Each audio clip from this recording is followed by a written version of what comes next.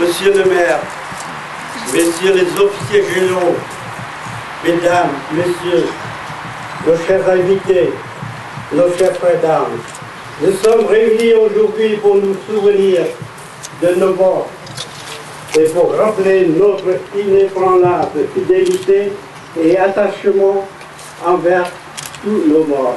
Mais avant la cérémonie, j'ai l'honneur de vous présenter l'allocation du médecin-colonel Mark Cullen.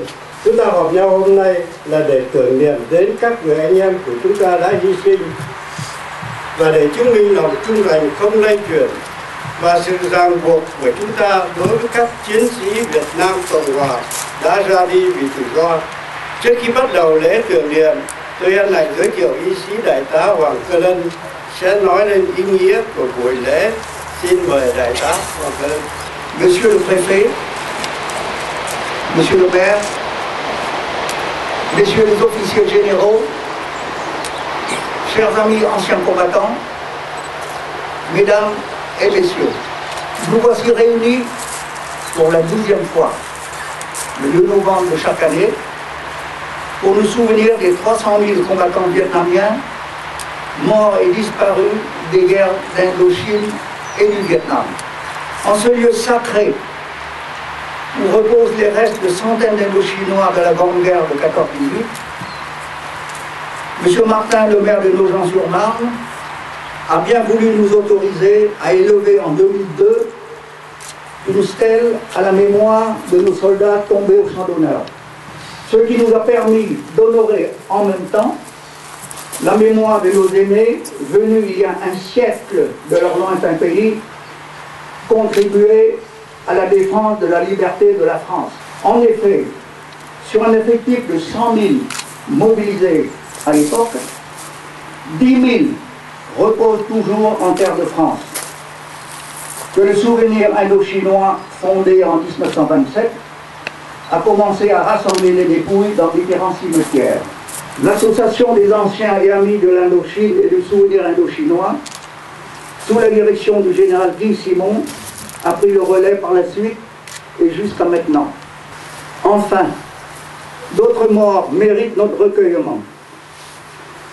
Ce sont au bas mot les 300 000 boat people en quête de liberté, disparus corps et biens en mer de Chine, surnommé à l'époque le plus grand cimetière du monde par l'Office des réfugiés des Nations Unies.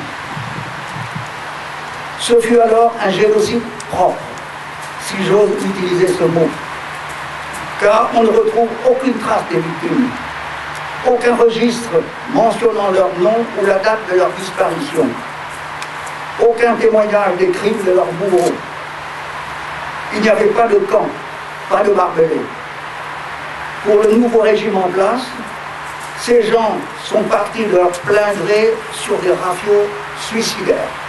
Mesdames et messieurs, depuis 12 ans, cette journée du souvenir n'a été possible que grâce à l'aide soutenue de M. le maire de Nogent et de son équipe responsable du devoir de mémoire, animée par M.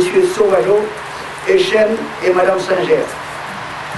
Nous avons en outre bénéficié de la précieuse collaboration de l'Association nationale des amis et anciens de l'Indochine, du général Guy Simon, que je remercie de son expérience et de sa sollicitude. Nous nous sentons aussi soutenus par les nombreux anciens combattants, dont les généraux Le Breton et surtout le général Louis Baudonnet, qui nous a accompagnés et largement prodigué de ses conseils. Ma reconnaissance va au porte-drapeau du Cercle national des combattants, présent à toutes nos commémorations et dont le président Roger Rolindre a tenu à être présent aujourd'hui parmi nous. Je n'oublie pas mes fidèles amis de l'Union nationale des parachutistes qui sont là pour ne pas oublier leurs frères d'armes vietnamiens tombés tout le long de la guerre d'Indochine et dont l'épopée de Dien Bien Phu fut leur chant du cygne. Je remercie le chef du corps du groupement de regroupement de la Légion étrangère, dont un peloton de l'honneur a toujours rehaussé la solennité de nos cérémonies. Enfin, merci à vous tous mesdames et messieurs, sachez que votre présence en ce lieu est d'un grand apaisement pour les mânes de nos morts. Par les temps qui courent, où certaines valeurs semblent basculer ou régresser, nous autres anciens combattants, nous n'oublions pas et nous continuerons à communier dans le souvenir de ceux qui se sont sacrifiés pour que nous puissions vivre libres. Plus que jamais, ces vers immortels de Victor Hugo nous rappelleront leur sacrifice. Ceux qui pieusement sont morts pour la patrie ont droit qu'à leur cercueil la foule vienne et prie. Entre les plus beaux noms, leur nom est le plus beau. Toute gloire près d'eux passe et tombe éphémère. Et comme ferait une mère, la voix d'un peuple entier les verse en leur tombeau. Permettez-moi maintenant de dire quelques mots en vietnamien. Thưa quý ông bà, thưa quý vị, năm nay là năm thứ 12 mà chúng ta để làm lễ tưởng niệm các liệt sĩ quân đội quốc gia Việt Nam và quân đội Việt Nam Cộng Hòa đã nằm xuống để chúng ta được sống tự do cho đến ngày hôm nay. Được sự yểm trợ đều đặn của tòa thị chính Ngô Giang Xuân Nam và sự cộng tác của Hội An Ai của tướng Simon, sự ủng hộ của các cựu quân nhân Pháp Việt, các liệt sĩ của chúng ta đã không bị bỏ quên. Nay Hội An Ai, Trung ương đã giải tán, chi nhánh An Ai địa phương Văn Đường Am sẽ thay thế để tiếp tục tổ chức cùng chúng tôi các lễ tưởng niệm trong tương lai. Thưa quý vị, đầu năm 2002, vài anh em chúng tôi đã được ông thị trưởng thành phố Nô Răng cho phép dựng lên một tượng đài để tưởng nhớ các liệt sĩ đã hy sinh cho miền Nam tự do. Tượng đài này đã được xây trên một mảnh đất thiêng, vì dưới chân quý vị có cả trăm hài cốt lính Việt Nam bỏ mình hồi đệ nhất thế chiến 14-18.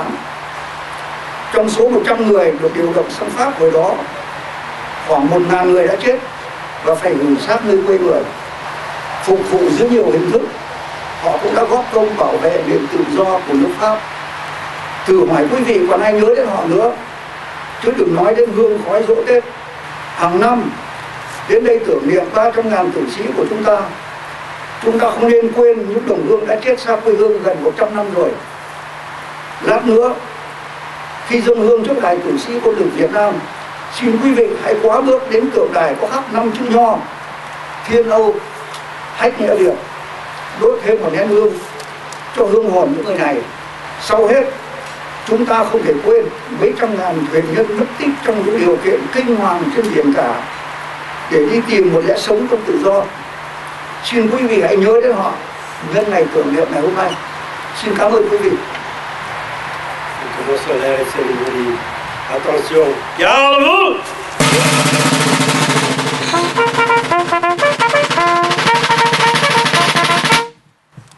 Attention pour les couleurs. Envoyez!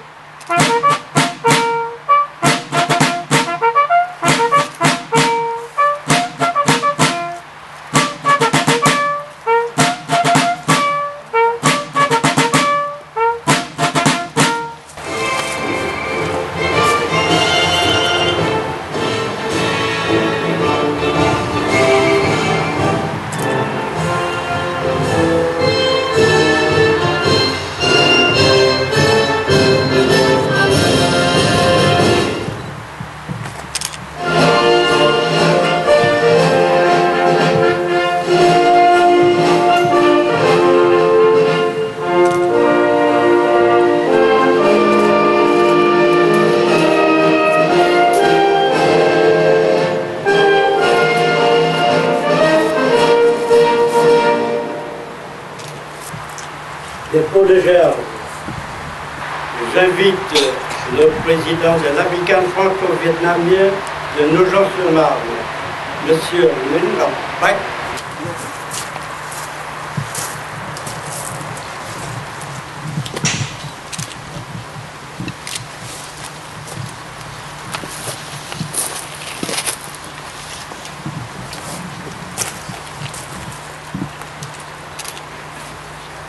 Pour tous les morts de l'armée du Sud-Vietnam, j'invite les capitaines Trần Hoàng Lộc, président des anciens parachutistes de l'armée du Sud-Vietnam de l'Europe.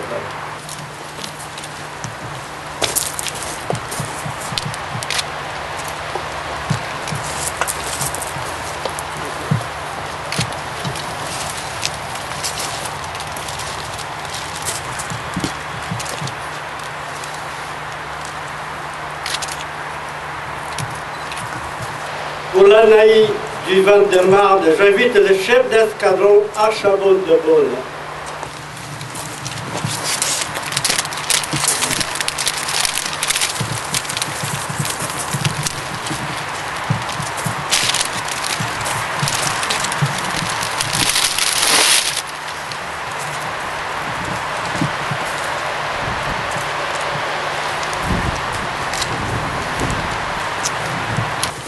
Pour la mairie de Saint-Maur, M. Dayan, adjoint au maire.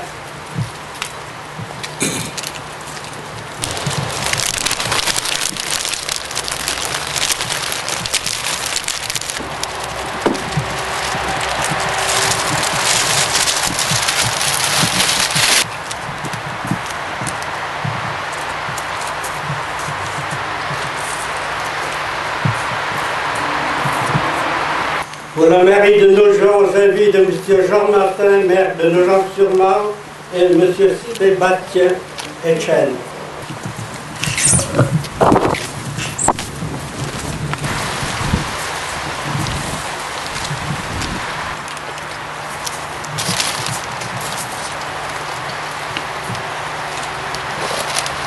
Pour le Val-de-Marne, j'invite M. Pascal Crablet, sous-préfecture du Val-de-Marne.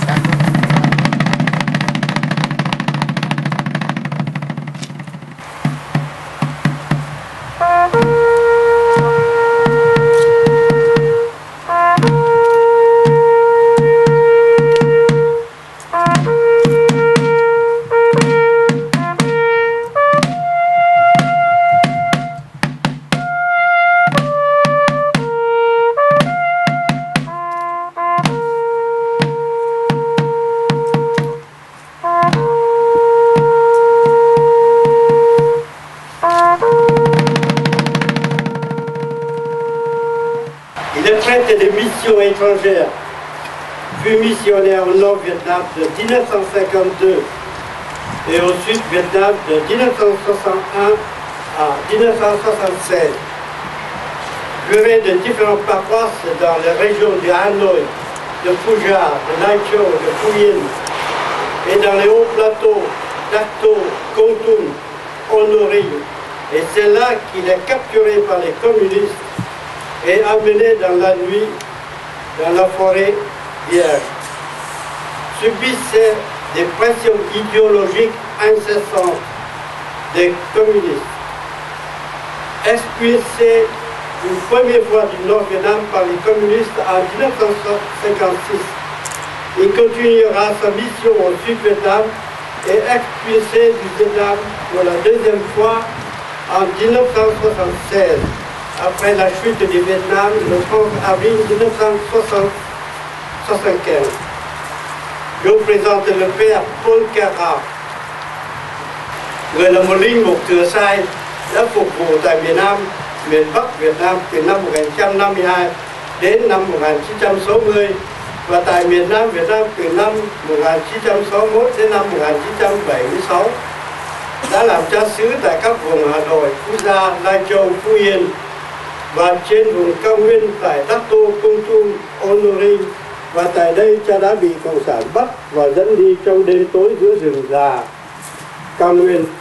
Người đã bị tra tấn không ngừng về tinh thần trong suốt thời gian bị tù đầy. Bị trục xuất lần thứ nhất từ Bắc Việt năm 1956, cha vào miền Nam và tiếp tục phục vụ rồi bị Cộng sản trục xuất lần thứ hai năm 1976 sau ngày Quốc ngạn 1975. Chúng ta hôm nay chào đón cha Paul Cara. Je invite le père Paul Cara. Je suis très heureux de me trouver aujourd'hui au milieu de vous. Je n'ai jamais fait aucune guerre, mais j'ai participé à toutes les guerres. Déporté en Allemagne en 1943, dans des camps de travail, ensuite en Russie, en Ukraine, j'ai connu toutes les misères des hommes. Et au Vietnam, depuis 1952 à 1976, j'ai aussi assisté à toutes ces guerres. J'ai participé sans armes, dans la forêt, dans les villages, mort au milieu des morts. Et aujourd'hui, je vais penser vers tous ceux qui sont tombés sur les champs de bataille, tous ceux qui ont souffert pour la liberté de leur famille. Et c'est ce sentiment-là qui me tient à cœur aujourd'hui de me trouver au milieu de vous. Tous ceux qui sont à la Première Guerre mondiale, à la seconde, très peu ici, mais surtout à cette guerre d'Indochine où j'ai participé comme un simple citoyen, un simple déporté d'un côté ou de l'autre, mais dans la joie au cœur. J'étais heureux d'être au milieu de vous, au milieu de tous ceux qui souffraient. Et je ne sais pas pourquoi je suis encore en vie, mais aujourd'hui, je vais donner la bénédiction à tous ceux des morts qui ont souffert beaucoup. Des millions de gens qui ont souffert. Ce n'est pas seulement quelques dizaines, des millions au Vietnam, que ce soit de l'un côté ou de l'autre. Et je veux prier aussi pour ceux qui ne nous aimaient pas. Parce que ce n'était pas leur faute, c'est la faute de l'idéologie. C'était des gens comme vous qui se battaient de l'autre côté et qui souffraient aussi. Je me suis trouvé aussi parmi eux, il y avait des braves gens, mais ils étaient pris par l'idéologie. C'était des hommes comme vous. Et Dieu aime tout le monde, il aime aussi. C'est pour ça qu'aujourd'hui, je veux bénir tous ceux qui sont morts, que ce soit du côté d'ici ou de l'autre côté. Car nous sommes tous des enfants de Dieu. Revenu au Vietnam peu à peu, la liberté revient et ça va continuer. Et je vous bénis tous au nom du Père, du Fils et du Saint-Esprit. Amen.